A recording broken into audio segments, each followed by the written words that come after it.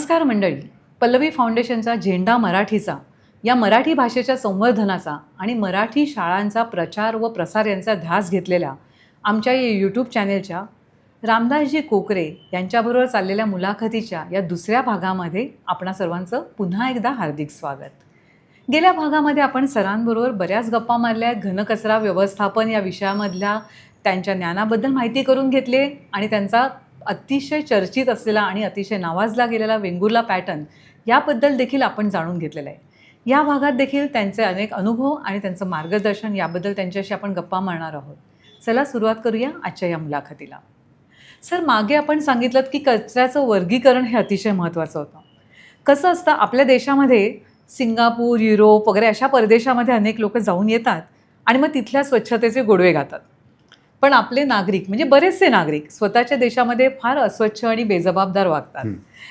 तर खाजगी आणि सार्वजनिक ठिकाणी अशा दोन्ही ठिकाणी आपल्या नागरिकांना स्वयंशिस्त लागावी किंवा त्यांनी त्याच्या स्वतःच्या जबाबदारीने वागावं यासाठी काही प्रयत्न करणं ह्या घनकचरा व्यवस्थापनासाठी सुद्धा गरजेचं आहे असं आपल्याला वाटतं का? आणि आपण काय सांगाल त्यांना? अगदी हाच मुद्दा सगळ्यात महत्त्वाचा आहे. कारण सिविक सेन्स नावाचा जो भाग आहे एक तोच एवढा आपल्याकडं त्याची कमतरता आहे. बरोबर. अगदी तो निगेटिव्हमध्ये आहे. म्हणजे सिविक सेन्स हाच खरा मॅटर यामध्ये करतो मुद्दा हा. तर आपण वेगवेगळ्या देशामध्ये आपले लोक जातात आणि तिथल्या स्वच्छतेचं तिथल्या शिस्तीचं खूप कौतुक करतात. परंतु हे कौतुक फक्त विमानतळापर्यंतच मर्यादित राहतं. विमानतळ सोडलं की हे सगळं विसरून जातात आणि आपल्या मूळ स्वभावावर येतात लोक. तर ही शिस्त खूप गरजेची आहे. त्यामुळं आम्ही हे सगळं जे काय आमचं आता वेंगुर्ल्याचं शिस्त असेल, कर्जत माथेरानची शिस्त असेल, मी लातूर जिल्ह्या वेगवेगळ्या नगरपालिकेमधली शिस्त असेल, संगमनेर नगरपालिकेत आता मी होतो तिथं ही शिस्त लावण्याचा प्रयत्न केला आणि आता कल्याण डोंबिवली. ह्या सगळ्या शिस्तीमागं आमचा एकच हेतू आहे, zero tolerance for zero garbage. म्हणजे ह्याच्यात टॉलरन्स आम्ही लेवल एकदम झिरोवर ठेवलेली आहे आणि ह्याच्यात चुकला की त्याला दंड झालाच पाहिजे. ही यातली मुख्य आम्ही मुद्दा ठेवलेला आहे.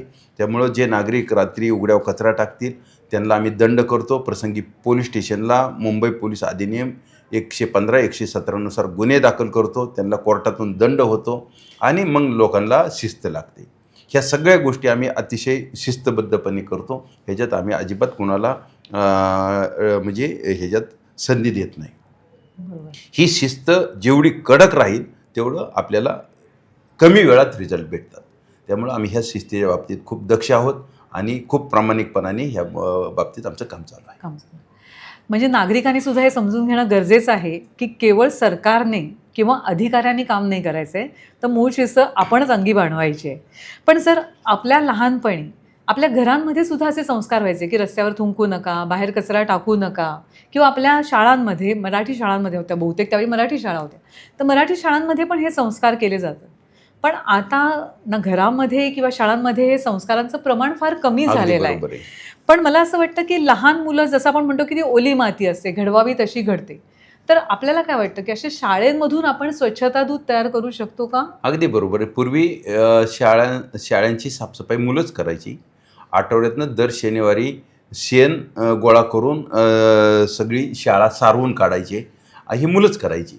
आणि आता काळाबरोबर हा बदल घडत आहे. मुलांना काम सांगू नका, मुलांकडून हे करून घेऊ नका, मुलांकडून ते करून घेऊ नका, असा पालकांचा आग्रह असल्यामुळं शिक्षकही फार त्यात लक्ष घालत नाहीत आणि हे संस्कार मुळात आपले कमी होत चाललेले आहेत.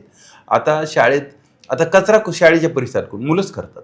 त्यांना जर शिस्त लागली तर ते कागद वेगळा, प्लॅस्टिक वेगळा, जेवणाचं जे काय अन्न आहे ती वेट वेस्टमध्ये जाईल. अशा पद्धतीनं ते सगळी शिस्त जर लागली तर ह्या गोष्टीच घडणार नाहीत. आणि लहान मुलांमध्ये जे संस्कार आहेत ही खूप महत्त्वाची बाब आहे आणि ते होणं गरजेचे आहे. मग आम्ही एक इच वन टीच 10चा कन्सेप्ट प्रत्येक शाळेमध्ये देतो. म्हणजे आपण स्वतः जे काय आत्मसात केले ते आणखी 10 जणांना करायला लावायचं. त्याच्यात 3च गोष्टी महत्त्वाच्या आहेत. एक, उघड्यावर कचरा टाकू नका. दुसरं, प्लॅस्टिकचा वापर टाळा. आणि तिसरं, कचरा वर्गीकरणाची पद्धत अनुकरण करा.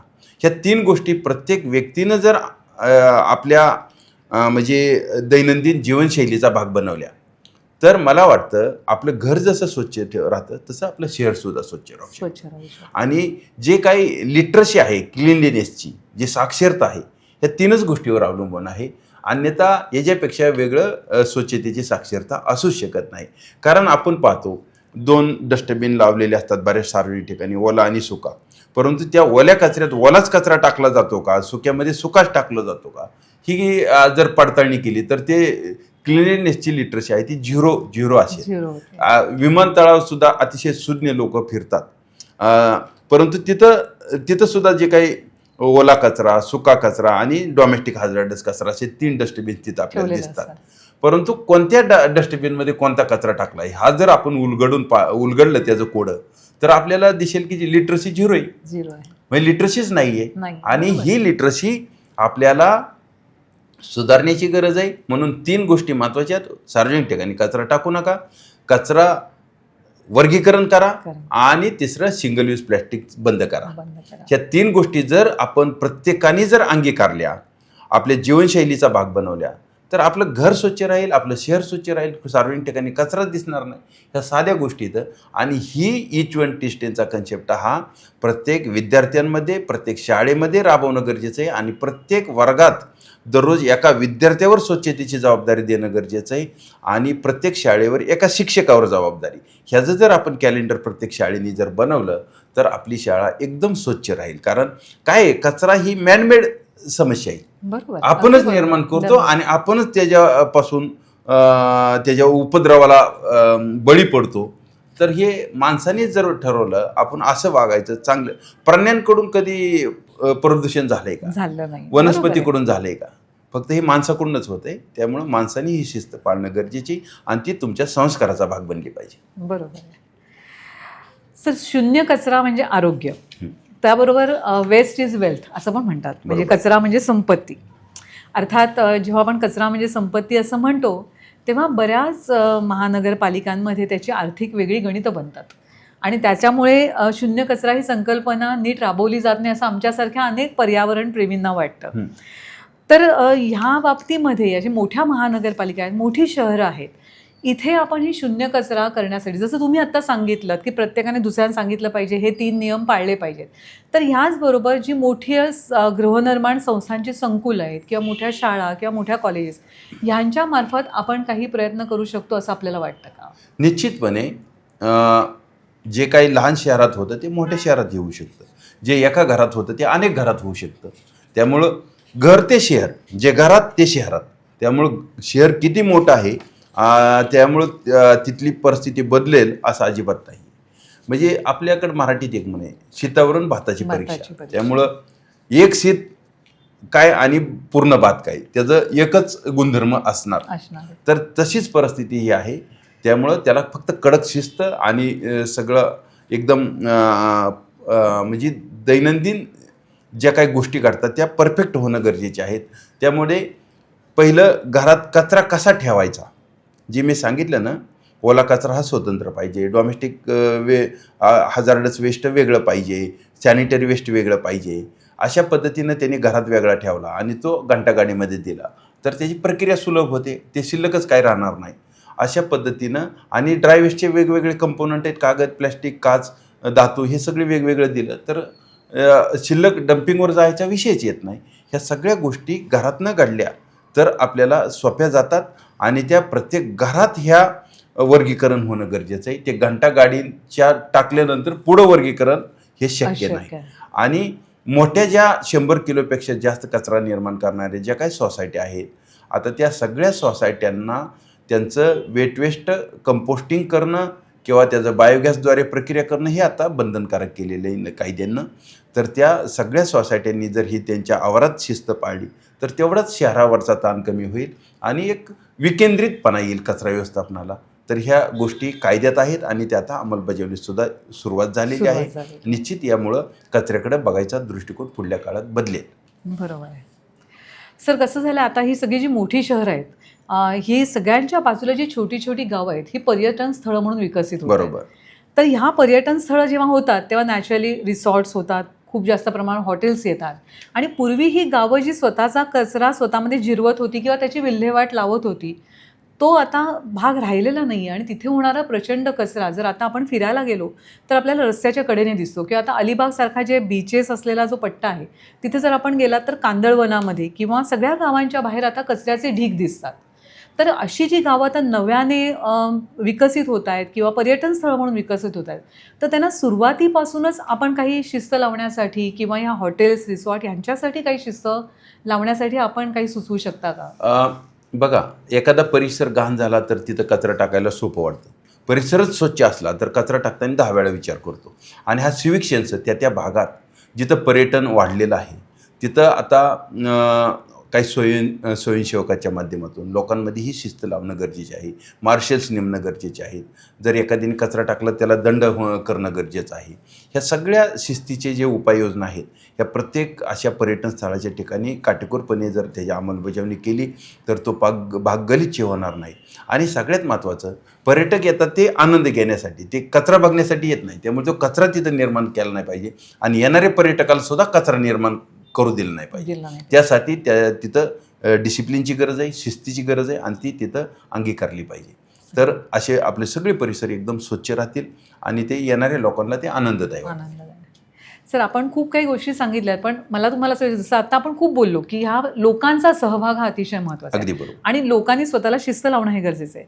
आताच्या काळामध्ये सोशल मीडिया खूप जास्त वापरला जातो. आपले भविष्यातले प्लॅन काय आहेत की अशा सोशल मीडियांचा वापर करून किंवा इतर कोणत्या माध्यमातून जास्तीत जास्त सतत लोकांना हे शिकवता येण्यासाठी काही करता येईल असं आपल्याला वाटतं का?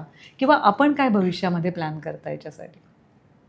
सोशल मीडियाच्या माध्यमातून आता मला वाटतं जग हे सोशल मीडियावरच चाललेलं आहे. जे ट्रेंड सोशल मीडियात येतात ते लगेच लोकांच्या चर्चेचा विषय बनतात.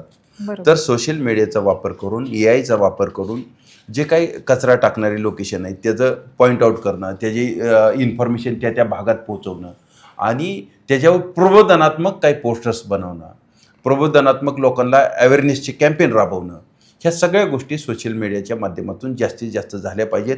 आणि कचरा सार्वजनिक ठिकाणी टाकणं किती घातक आहे आणि त्याचा परिणाम किती पुढच्या पिढीसाठी वाईट आहे हे समजून सांगितलं पाहिजे. कारण आपल्याला आपल्या हक्काची जाणीव आहे, कर्तव्याची जाणीव नाही. अगदी बरोबर. 51A चा खूप अभाव आहे आपल्याकडं, आपल्या घटनेतलं कलम 51A. तर ह्या सगळ्या गोष्टी आपण जाणीवपूर्वक ह्या सोशल मीडियाच्या माध्यमातून लोकांपर्यंत पोहोचवल्या पाहिजेत. निश्चित त्याचा बंबार्डिंग झालं पाहिजे सातत्यानं. कचरा टाकणं वाईट आहे, कचरा टाकणं वाईट आहे, कचरा वेगळा केला पाहिजे, प्रक्रिया केली पाहिजे. ह्या सगळ्या गोष्टी लोकांपुढं सातत्यानं गेल्यानंतर निश्चितपणे याचा चांगला परिणाम होईल. मंडळी, सरांशी खूप गप्पा झालेल्या आहेत आणि आपण कितीही बोललो तरी हा विषय कमीच आहे, पण सरांकडे सुद्धा वेळेची मर्यादा आहे. धन्यवाद सर, आपण अत्यंत मोलाची माहिती दिलेली आहे आणि खूप चांगलं मार्गदर्शनही केलं आहे. त्यामुळे आपलं पल्लवी फाउंडेशनतर्फे आणि अर्थात झेंडा मराठीतर्फे खूप खूप आभारही आहेत आणि आपल्याला खूप शुभेच्छा आहेत. थँक्यू. आणि सगळ्या महत्त्वाच्या जेवढ्या शहरं आहेत, महापालिका आहेत, इथे आपल्यासारखे मार्गदर्शक असावेत आणि त्याच्यातून चांगलं काम व्हावं अशी आमची अपेक्षा आहे. आमच्या सगळ्यांच्या आपल्याला शुभेच्छा आहेत.